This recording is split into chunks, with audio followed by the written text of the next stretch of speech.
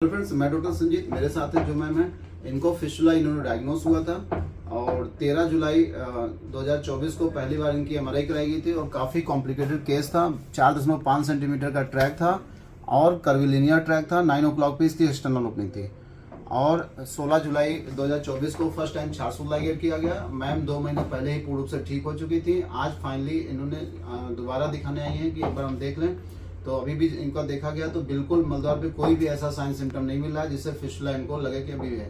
क्यों मैम, कोई दिक्कत तो नहीं है? कुछ नहीं दिक्कत है। मैम थोड़ा सा आप बताएंगे आपको शुरुआत कैसे हुई और कैसे इसका। एक चीज और मैं बता दूं कि इसके पहले मैम ने 3 बार पहले भी ट्रीटमेंट ले चुकी हैं लेकिन वो अनसक्सेसफुल रहा। तो इनका क्या ऐसा कारण रहा कि इनका 3 बार पहले ऑपरेशन कराने के बाद भी ठीक नहीं हुई, चौथी बार जब छासूत कराया गया, जब इनको साफ सफाई कराई गई, तो क्यों ऐसा जल्दी ठीक हो गया? तो ये फाइनली हम डिस्कस करेंगे। पहले मैम से समझते हैं कि मैम से पहली बार हुआ क्या था और कितनी बार इन्होंने ट्रीटमेंट लिया था।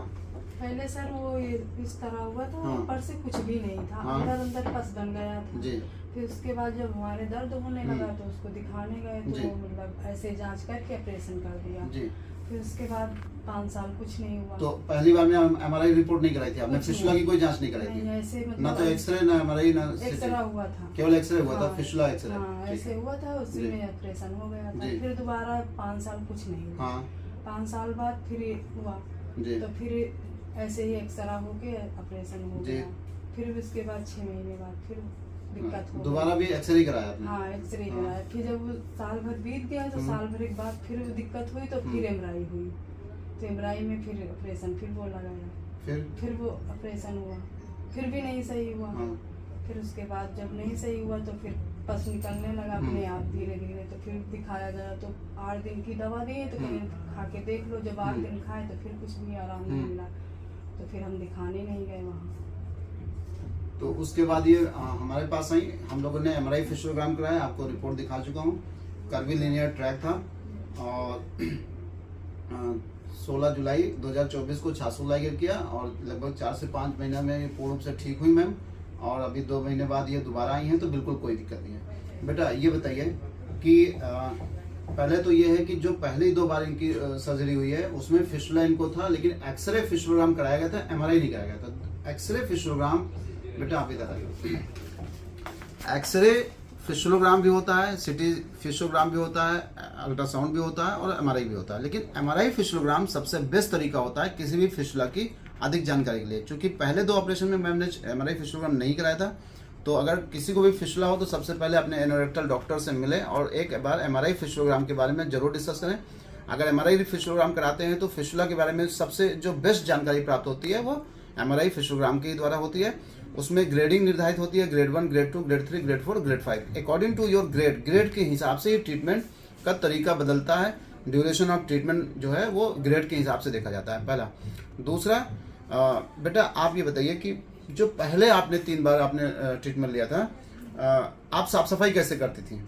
वो बत्ती भरी जाती थी, बाती से सफाई होती थी सर। जो फिस्टुला ट्रैक था उसके अंदर बत्ती डालते थे? बत्ती डालते थे। अच्छा, देखिए क्या होता है, मैंने इसके पहले भी वीडियोज में बताया है और अभी लगातार 5 दिन में मैंने कई लोगों का अभी रिव्यू डाला है और सब जितने भी आए, कोई एक इसके पहले जो महिलाएं थी 8 बार ऑपरेशन कराई थी, उसके बाद एक लेडीज का 2 बार ऑपरेशन कराई थी, मैम ऑलरेडी 3 बार करा चुकी हैं। इसके पहले एक बच्चा भी मैंने देखा 2 बार ऑपरेशन कराया था। तो दिक्कत क्या होती है कि देखिए ऑपरेशन कोई गलत नहीं करता, ऑपरेशन तो हर डॉक्टर सही करता है।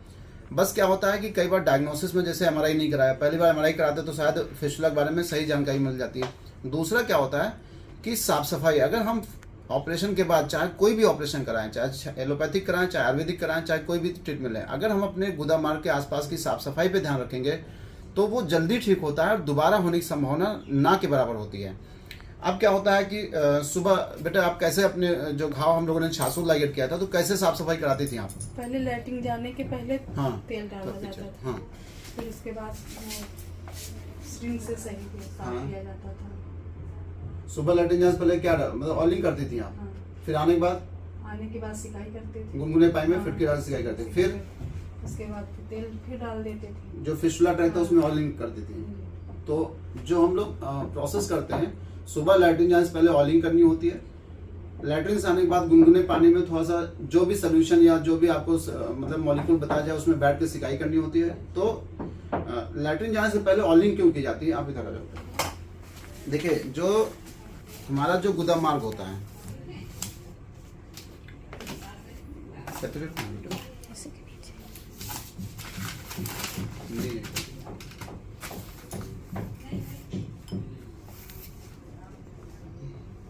अभी एक कैथेटर जो हम लोग दिखाते हैं लाल उसमें स्टॉप हो सकता है क्या?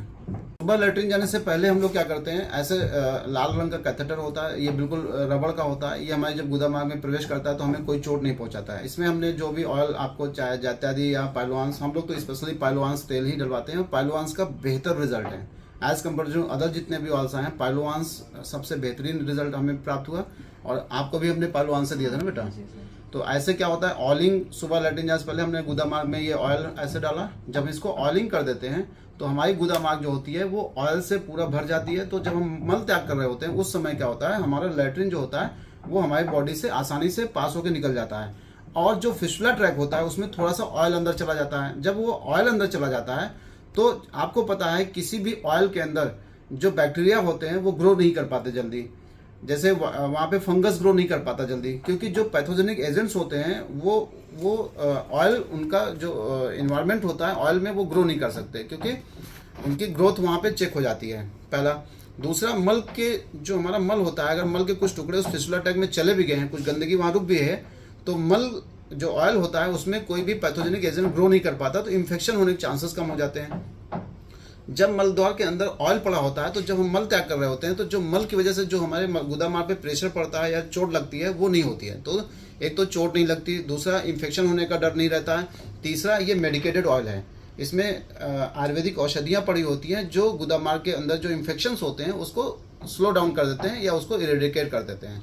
तो सुबह लैट्रिन जाने से पहले ऑयलिंग करने से फ़ायदा ये होता है, इन्फेक्शन कम होता है, हीलिंग तेज होती है, और वहाँ पे हमारे गुदा मार्ग को दोबारा चोट लगने से बचता है। जब हम गुनगुने पानी में बैठ के सिकाई करते हैं तो मान लेते हैं हमने शौच किया, लेकिन हम लोग तो बार बार धुल लेते हैं, तो मल के कुछ टुकड़े क्या होते हैं वो गुदा मार्ग के आसपास रह ही जाते हैं। अब अगर हम गुनगुने पानी में बैठते हैं तो एक तो वो क्लीनिंग हो जाती है, दूसरा मलद्वार के आसपास जो मसल्स होती हैं वो रिलैक्स हो जाती हैं, जो ब्लड सप्लाई होती है गुदा मार्ग के आसपास वो तेज हो जाता है। तो वहाँ पे इतने फायदे होते हैं सिकाई करने से। फिर क्या है, अब मान लेते हैं कि लैट्रिन से आया, सिकाई किया, लेकिन उसके बाद भी कुछ मल के टुकड़े उस फिस्टुला ट्रैक में चले जाते हैं।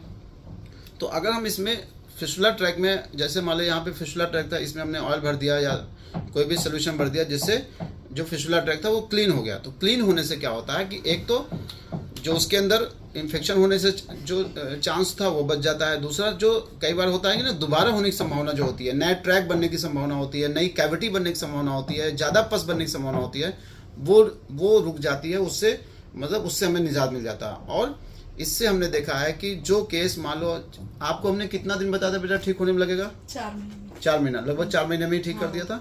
तो लगभग 4 महीने में हमको बताया था, 4 महीने में मैम का पूरा ठीक हो गया। चूँकि ट्रैक लंबा था, चूँकि ट्रांसइन्फिनिटिव फिस्टुला था, दोनों स्फिंक्टर का इन्वॉल्वमेंट था, फिर भी थोड़ा सा स्पीड से ही ठीक हुआ। और इसका जो साफ़ सफाई का तरीका है मैंने देखा है कि उसी से ज़्यादा ठीक होते हैं। तो आप कोई भी ऑपरेशन कहीं भी कराएं, अगर आप अपने मलद्वार के आसपास की साफ़ सफाई सही से करेंगे तो आप विश्वास करिए कि आपका चाहे पाइल्स हो, फिशर है या फिस्टुला हो, वो जल्दी से जल्दी ठीक हो जाता है। धन्यवाद।